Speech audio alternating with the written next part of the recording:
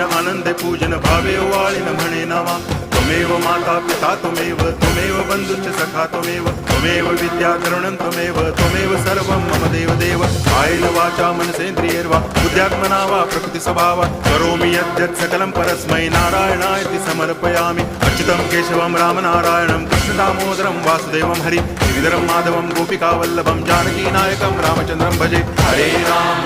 Ram